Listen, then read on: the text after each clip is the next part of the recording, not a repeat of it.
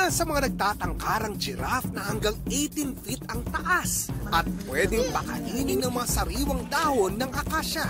Hanggang sa zebra, ang mga wild animal na ito mula sa Africa. Malayang namumuhay sa Kalawit Safari Park sa Palawan.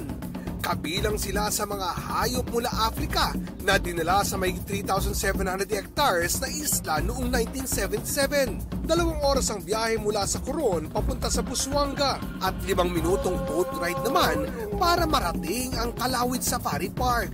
Ang magkakaibigang Joyce, Alexa, Christine, Andrea at Clyde bumiyahe pa mula Catanduanes para ma-experience ang safari tour.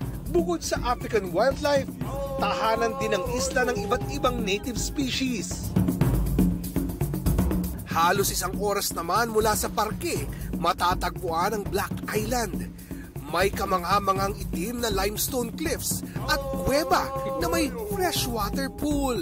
Kaya sa next Coron trip mo, huwag kalimutang isama sa itinerary ang unique adventure sa safari at island hopping.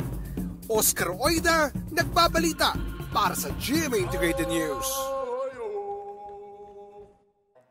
Huwag magpahuli sa mga balitang dapat niyong malaman. Mag-subscribe na sa GMA Integrated News sa YouTube.